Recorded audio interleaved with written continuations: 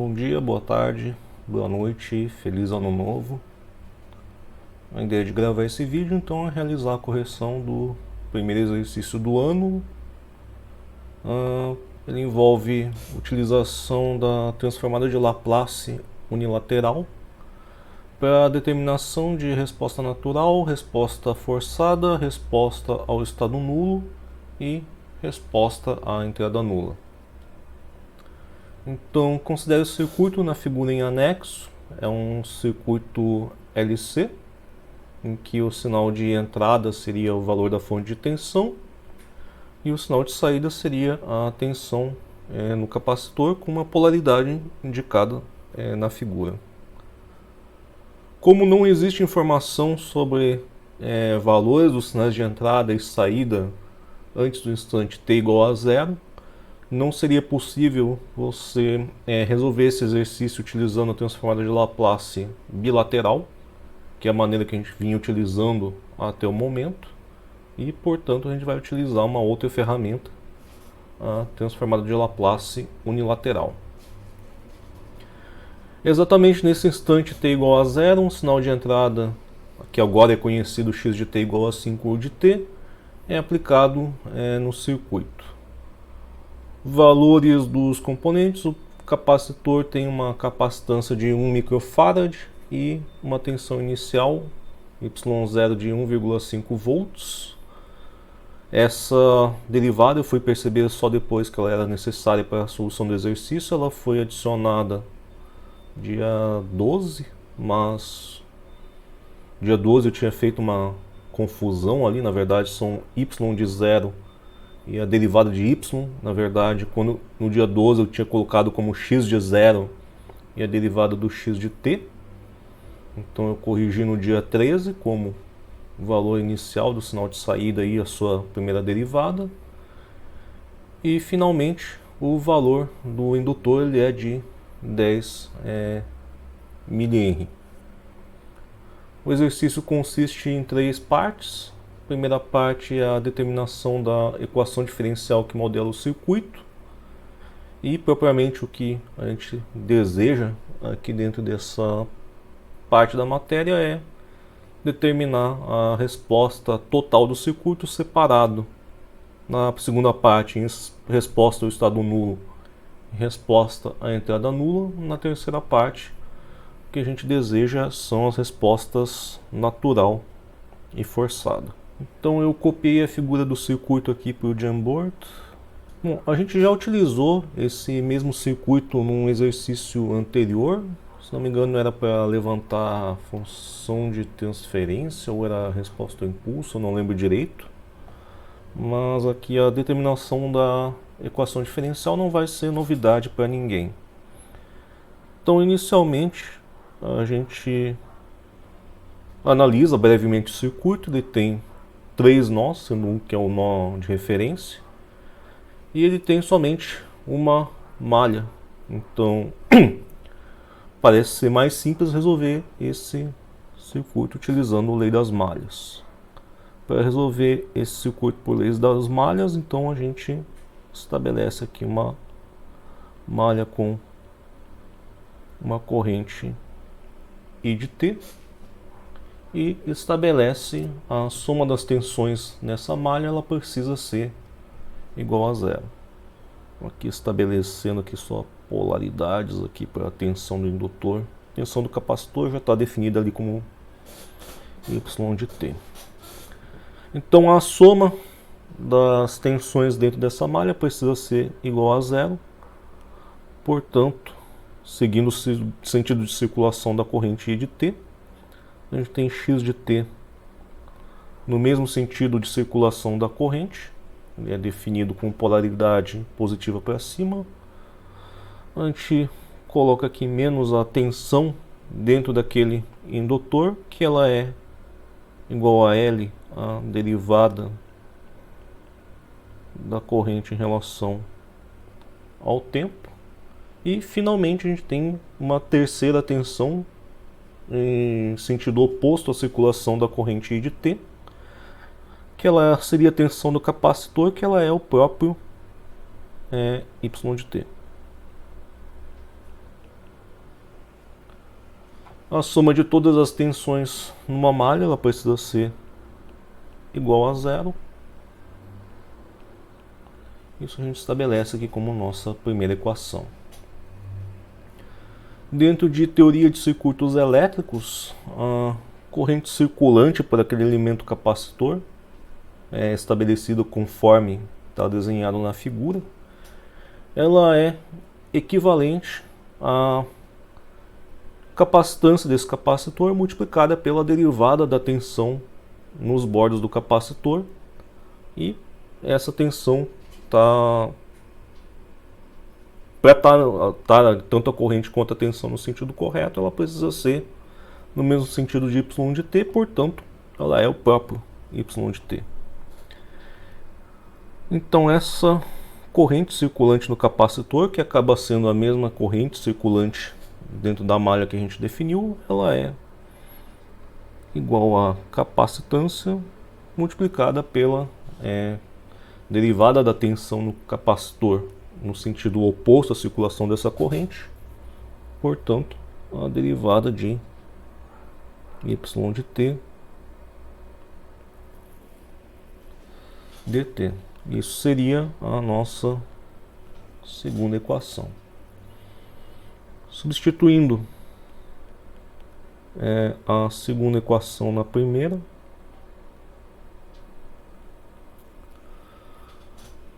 isso a gente vai colocar exatamente essa corrente que a gente definiu na segunda equação, substituindo aqui na derivada da corrente na primeira. A gente vai chegar aqui a x de t menos L vezes, derivando então essa corrente, supondo que a capacitância ela é constante, a segunda derivada de y de t em relação ao tempo menos y de t, tudo isso tem que ser igual a zero. Com isso a gente conclui a primeira parte. A gente levantou a equação diferencial que modela esse circuito. Se a gente quiser separar de um lado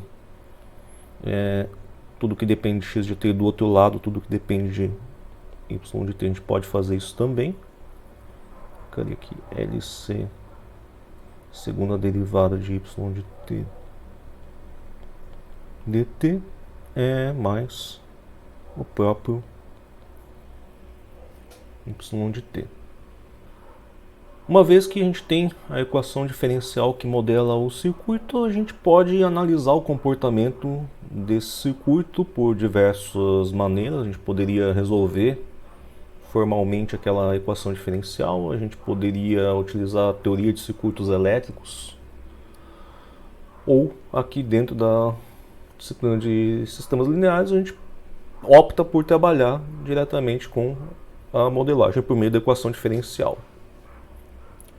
Então a segunda parte ela pede para determinar as respostas ao estado nulo e resposta à entrada nula.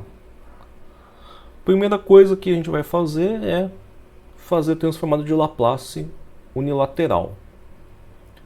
As tabelas que existem de transformada de Laplace unilateral e bilateral, elas são ligeiramente diferentes, uma vez que você não consegue fazer transformada de Laplace unilateral de um sinal que ele é diferente de zero para t menor do que zero. Aquela parcela ela não entra dentro dos limites de integração da definição da transformada de Laplace unilateral e, portanto, a informação que você tem para t menor do que zero acaba sendo perdida.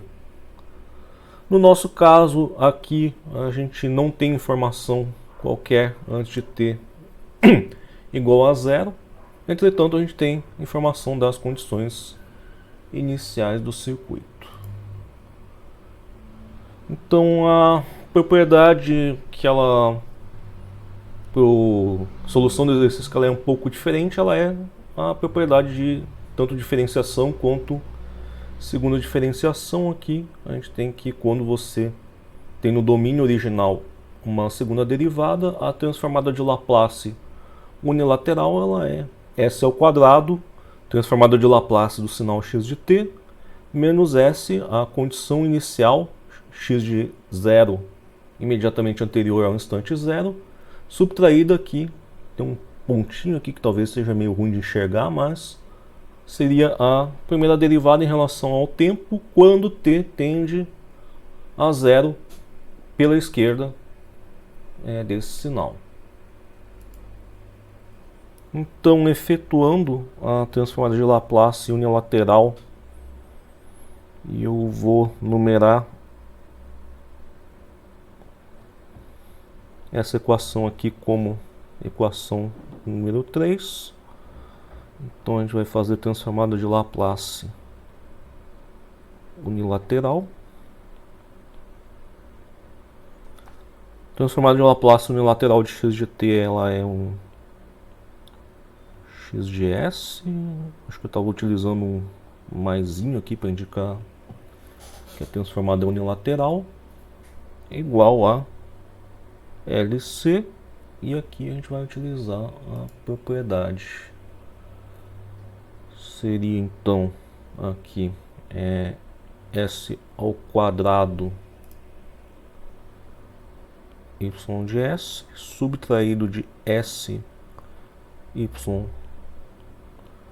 de 0 imediatamente antes do instante zero, subtraído aqui de, aqui seria a derivada de y de t em relação a t quando t tende a zero pela esquerda. Se eu não copiei errado, é isso aí mesmo. E tem uma segunda parcela somada aqui, que é o próprio transformada de Laplace unilateral de y de s. O exercício, então, ele pede para separar como resposta ao estado zero, resposta à entrada zero. A gente pode isolar somente o que depende da transformada de Laplace do sinal de saída, y de s, de um lado da equação, tudo que depende de outras coisas do outro lado da equação. E já já a gente vai verificar isso aqui. Então, a gente vai colocar aqui de um lado da equação tudo que depende de y de s. Então, a gente vai ter aqui um termo 1 mais LC S ao quadrado. E do outro lado, tudo que não depende de y, ou seja, aqui a transformada de Laplace do x de s mais LCS y de 0 menos mais LC derivada de y de t quando t tende a zero pela esquerda.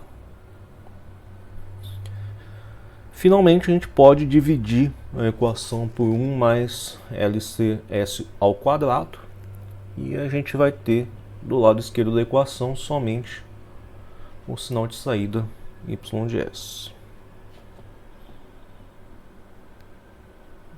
Então a gente ficaria aqui com y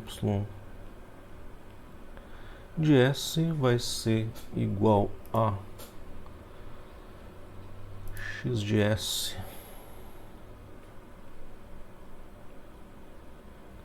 dividido por 1 mais LC S ao quadrado, somado de LCSY 0 menos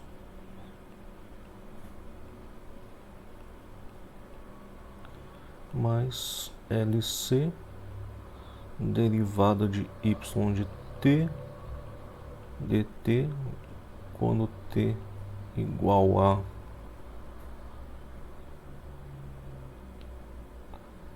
zero menos tudo isso aqui dividido por 1 mais LC S ao quadrado. Tem uma razão para eu ter dividido a equação dessa maneira.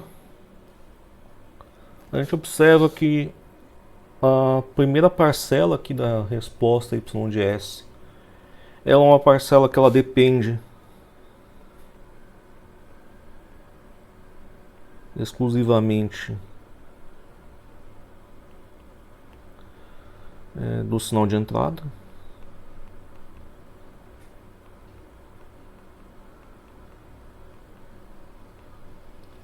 E não dependeria de estados iniciais do circuito, que seria o y de 0 menos e sua derivada de y em relação a t, quando t tende a 0 menos. Enquanto a segunda parcela ela é o contrário. Ela é uma parcela aqui que ela depende exclusivamente do estado inicial do circuito.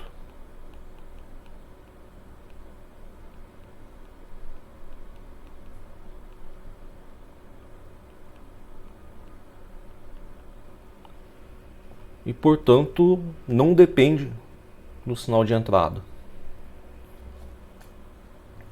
Então, a segunda parte ela pede para resposta ao estado nulo e resposta à entrada nula.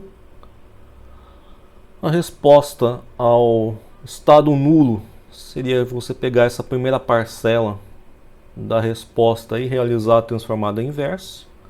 E, respectivamente, resposta à entrada nula, caso a entrada fosse igual a zero, seria essa segunda parcela, que ela é relativa a somente a dependência do sinal de saída em relação ao seu estado inicial e não dependeria do sinal de entrada.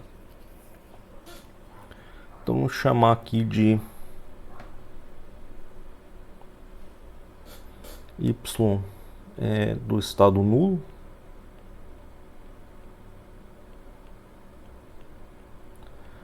Ela seria então 1 sobre 1 mais LCS ao quadrado. E agora sim eu vou multiplicar pela transformada de Laplace do sinal de entrada, 5U de t, cuja transformada de Laplace ela é 5 vezes 1 sobre S. Então, para solucionar essa transformada de Laplace, o método mais simples seria a gente efetuar o método da expansão em frações parciais. Então, para realizar a expansão dessa expressão da resposta no estado nulo no domínio transformado, a gente pode passar por um passo intermediário aqui, que é dividir essa equação, tanto o numerador quanto o denominador, por LC, em que a gente ficaria com y de S no estado nulo. Ficaria aqui 1 sobre LC dividido por S ao quadrado mais 1 sobre LC vezes 5 dividido por S. E quando a gente verifica as tabelas de transformada, existem duas formas aqui, tanto um cosseno de uma frequência B de t multiplicado por U de t, quanto seno B de t, U de t, que são propícios para a gente colocar na forma, especialmente aqui desse primeiro pedaço. Então, de certa forma, isso aqui a gente vai dividir como um pedaço aqui A sobre S, mais um pedaço BS mais C, tudo isso dividido por S ao quadrado mais 1 sobre LC. Isso aqui vai ter que ser, no final das contas, igual a 1 sobre, aliás, 5 sobre LC, dividido por S ao quadrado mais 1 sobre LC vezes S. Bom, o A ele é bem fácil de ser definido aqui. Basta a gente pegar o Y no estado nulo e multiplicar tudo isso por S e verificar o resultado quando S tende a 0. E o resultado disso é que eu fico aqui com 1 sobre LC dividido por S ao quadrado mais 1 sobre LC, e eu preciso avaliar isso quando S for igual a 0.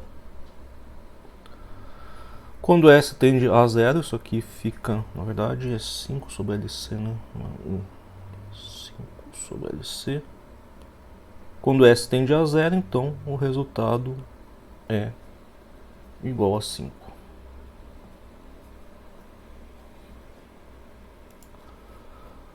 Para as outras duas constantes, B e C, aí talvez seja mais fácil a gente resolver isso aqui por sistema de equação mesmo. Então o que a gente teria que 5 sobre LC dividido aqui por S vezes S ao quadrado mais 1 sobre LC precisa ser igual a... O A a gente já definiu que é igual a 5, então aqui é 5 sobre S mais BS mais C, tudo isso dividido por S ao quadrado mais 1 sobre LC.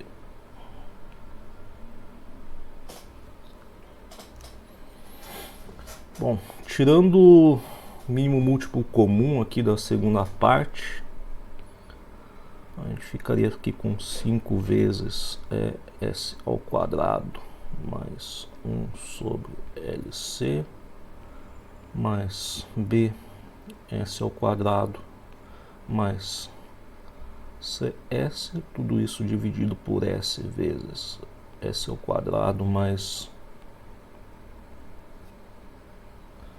1 sobre LC. Quando a gente compara aqui o lado esquerdo com o lado direito da equação, os dois denominadores são idênticos. Para ocorrer igualdade, os dois numeradores precisam ser idênticos.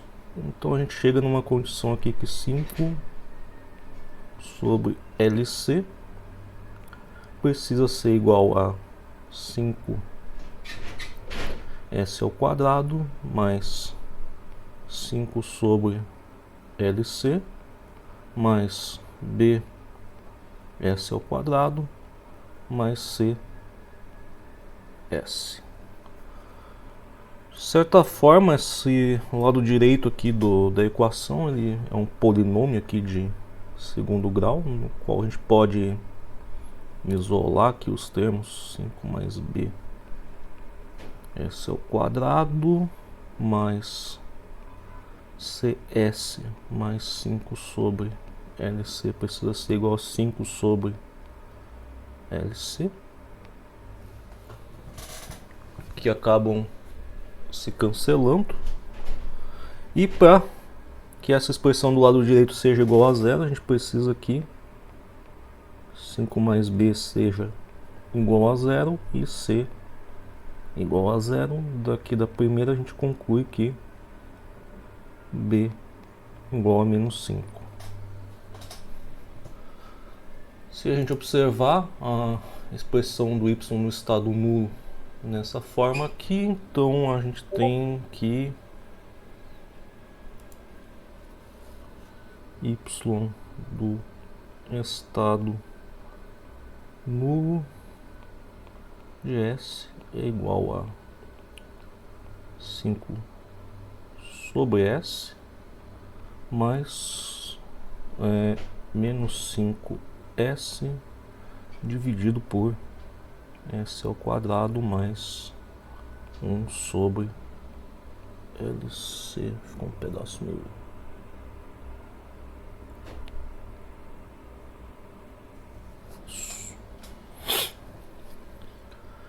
Essa primeira parcela aqui ela é fácil de realizar transformada, e a segunda parcela a gente tem da tabela de transformadas aqui, que vai resultar num cosseno. Portanto, a resposta y ao estado nulo de t, que é a primeira parte da resposta da parte B, basta a gente realizar a transformada inversa da equação acima, ou seja, 5 u de t menos 5 cosseno de raiz quadrada de 1 sobre LC t u de t. Se eu não utilizei a tabela errado, é isso aqui mesmo. Isso. Pega aquela parcela constante, tira a raiz quadrada, vira a frequência do cosseno e, portanto, a resposta ao estado nulo está definida aqui. A gente precisa definir ainda a resposta à entrada nula, e novamente a gente vai utilizar essas duas transformadas da tabela aqui, cosseno BT de t e seno BT de t. A parcela do y, a entrada nula, foi definida aqui. Novamente é mais fácil a gente dividir o numerador e denominador por LC. E a gente vai chegar aqui a um... Na verdade, vamos abrir um outro slide.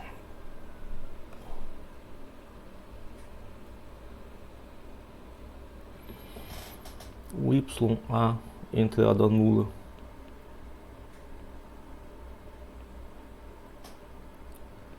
de S, então dividindo por LC a gente vai ficar com y 0 menos aqui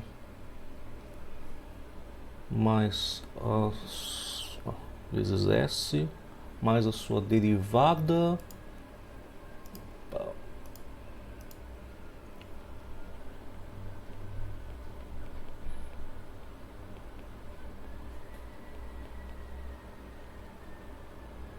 tudo isso dividido por S ao quadrado mais 1 sobre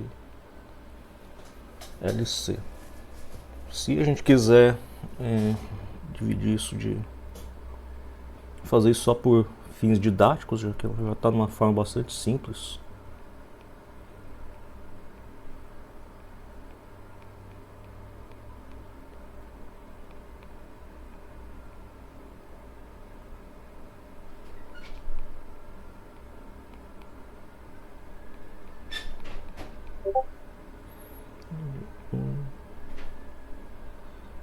S ao quadrado mais 1 sobre LC.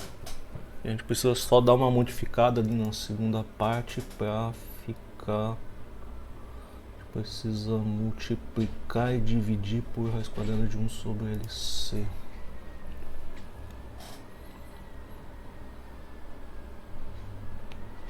Vou ficar aqui com raiz quadrada de 1 sobre LC. Raiz quadrada de 1 sobre LC. A transformada inversa tanto desse pedaço quanto desse pedaço, portanto a gente pode pegar aqui da tabela da transformada de Laplace e conclui-se então que a resposta à entrada nula do sistema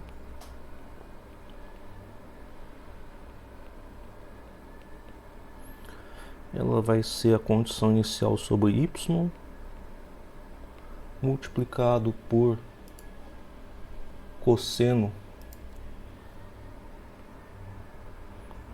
de raiz quadrada de 1 sobre LCT U de t, mais uma parcela de y de t sobre dt t igual a 0 menos dividido por raiz quadrada de 1 sobre LC vezes o seno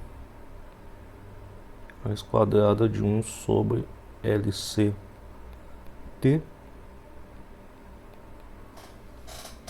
U de t.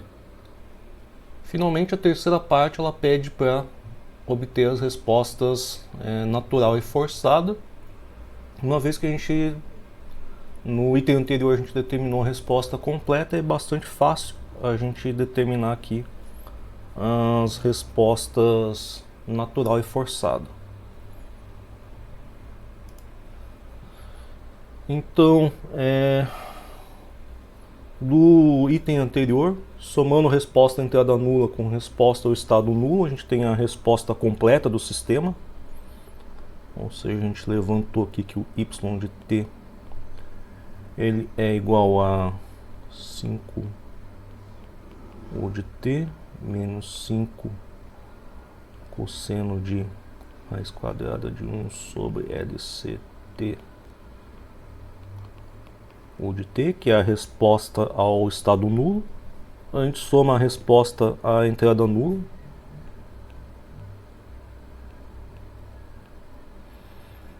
Cosseno de raiz quadrada de 1 sobre LCT U de t mais derivada de y de t em relação a t, t tendendo a zero à esquerda, dividido por raiz quadrada de 1 sobre LC vezes o seno de raiz quadrada de 1 sobre LCT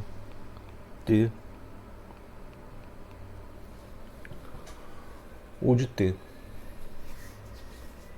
Então, a gente sabe da função de transferência que a gente determinou aqui intrinsecamente, mas não explicitamente, que ela seria 1 sobre 1 mais LCS ao quadrado.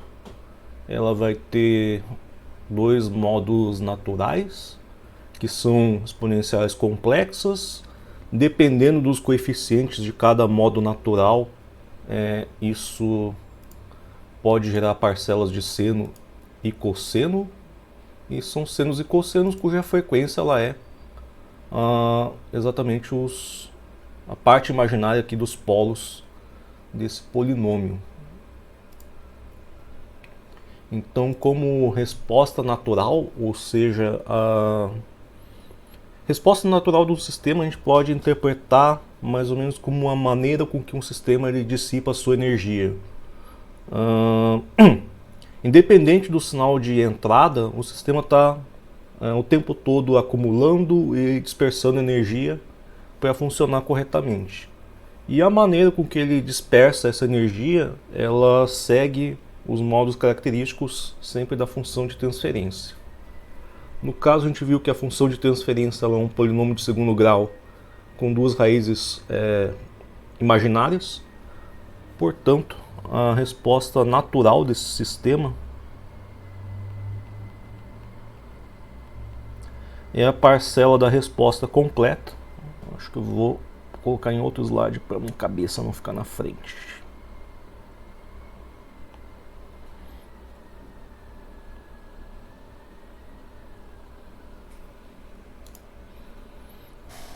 Como eu ia dizendo, então, resposta natural é a parcela da resposta completa do sistema que segue esses modos característicos do sistema. Então, o que a gente vai ter aqui como resposta natural, ela é uma parcela aqui y de 0 menos 5 vezes um cosseno de raiz quadrada de 1 sobre LCT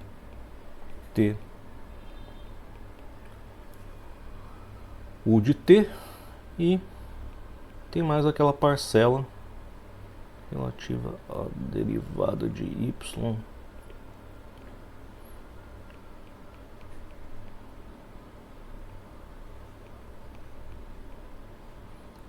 multiplicado pelo seno de raiz quadrada de 1 sobre LCT U de t. Finalmente existe uma última parcela que a gente vai chamar de resposta forçada do sistema.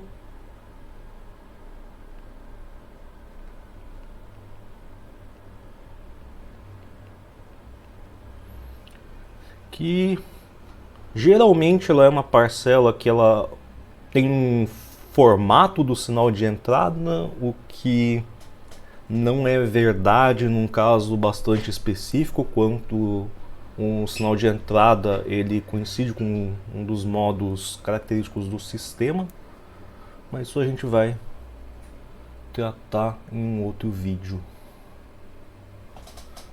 Então a resposta forçada, a gente pega aqui a resposta original. O sinal de entrada ele era 5U de t. A única parcela da resposta completa que tem um formato parecido com o sinal de entrada é 5U de t, que é, por sinal, exatamente igual ao sinal de entrada.